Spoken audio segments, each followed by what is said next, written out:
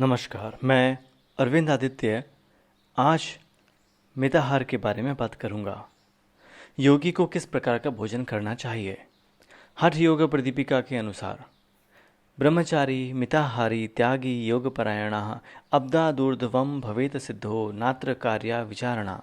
अर्थात वह व्यक्ति जो ब्रह्मचर्य का पालन करता है, मिताहारी यानी संतुलित यौगिक भोजन लेता है, योगपरायण है यानी जो योग की साधना में रेगुलर एवं ईमानदार है, और जो अपने अटैचमेंट्स छोड़ देता है यानी त्यागी है, जिसने इंद्रियों से मिलने वाले अनुभवों से खुद को दूर कर लिया है, उन सब का त्याग कर दिया है, वह 1 वर्ष में योग में निष्णात हो जाता है, सिद्ध हो जाता है यानी परफेक्ट हो जाता है।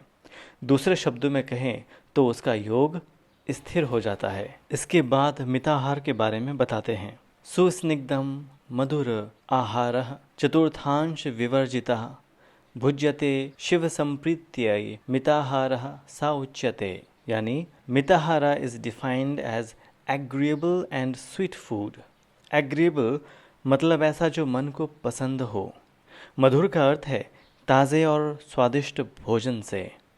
यदि आप प्राकृतिक रूप से हल्के मीठे भोजन को लेते हैं तो यह सबसे अच्छा स्वाद है, जिसे योग सर्वश्रेष्ठ ठहराता है।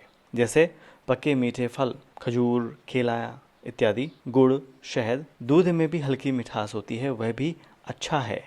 इसके अलावा मिताहार में अपने पेट यानी स्टमक को 1/4 खाली छोड़ देना चाहिए। हमारा स्टमक एक मस्कुलर बैग की तरह होता है।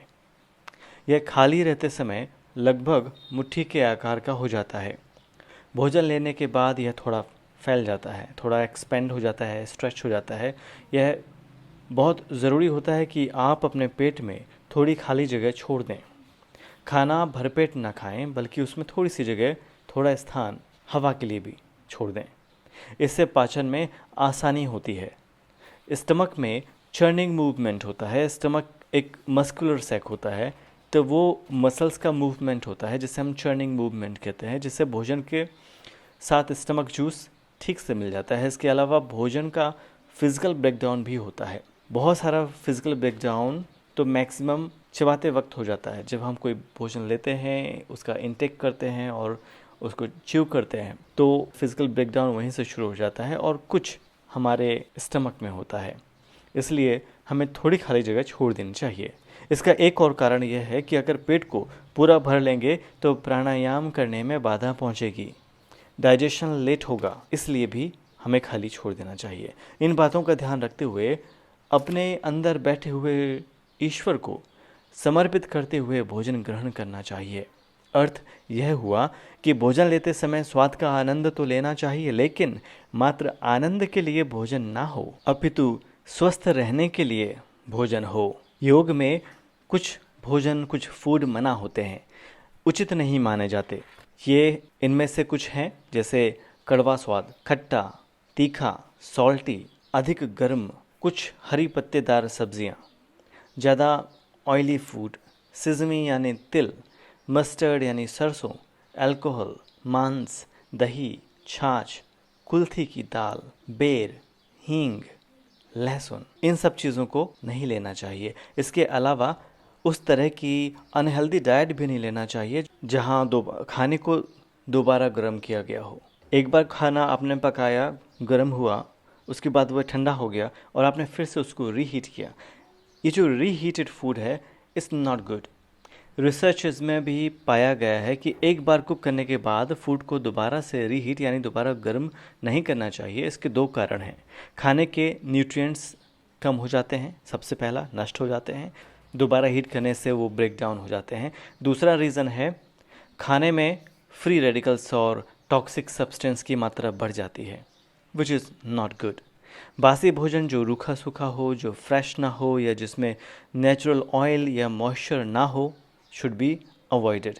ऐसा फूड जो एक्सेसिवली सॉल्टी हो, बहुत खट्टा, बहुत खारा हो, बहुत नमकीन हो, खट्टा हो, एसिडिक हो, या जिसमें अलग अलग प्रकार के भोजन मिश्रित हों, इसे हम विरुद्ध आहार भी कह सकते हैं। हमें अलग अलग तरह के भोजन एक साथ नहीं करना चाहिए। अगर हम फल खा रहे हैं तो उसके साथ दूध ना खाएं, या फिर अगर हम ग्रेन्स ले रहे हैं तो बहुत तरह के ग्रेन्स एक साथ ना खाएं। इससे हमारा भोजन सरल रहता है और शरीर को उसको पचाने में दिक्कत नहीं जाती। बहुत सारी डिशेस एक साथ नहीं खाना चाहिए क्योंकि हर एक की पीएच वैल्यू अलग अलग होती है। अलग अलग पीएच वैल्यू के भोजन को पचाने के लिए अलग अलग तरह के जूसेस निकलते हैं। तो अगर हम मिश्रित भोजन खाएंगे तो जूसेस मिक्स हो जाते हैं और एक दूसरे को न्यूट्रलाइज कर देते हैं।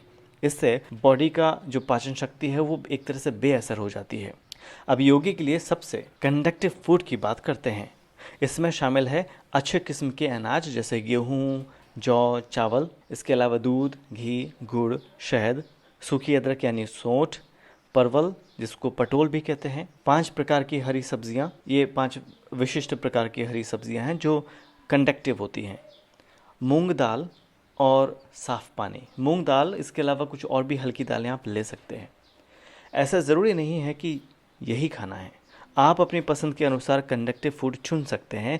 इतना ध्यान में रखना ज़रूरी है कि भोजन ऐसा होना चाहिए जो शरीर की सारी ज़रूरतों को पूरा कर सके, जिसमें संतुलित रूप से विटामिन्स, मिनरल्स और साथ ही पर्याप्त ऊर्जा भी हो। इसके बाद एक तरह से मोटिवेट करते हुए स्वात्माराम कहते हैं कि योग करने वाला चाहे यंग हो, जवान हो, बूढ़ा हो, बहुत बूढ़ा हो, वृद्ध हो, बीमार हो, कमज़ोर हो, अगर वह योग की प्रैक्टिस करता है तो जल्दी ही परफेक्शन प्राप्त कर लेता है, उसका शरीर फिट हो जाता है। इसलिए ये बहाना नहीं चलेगा कि मेरी उम्र बहुत कम है, मेरी उम्र बहुत ज़्यादा है, मैं तो कमज़ोर हूँ। आप किसी भी समय, किसी भी स्थिति में योग शुरू करें।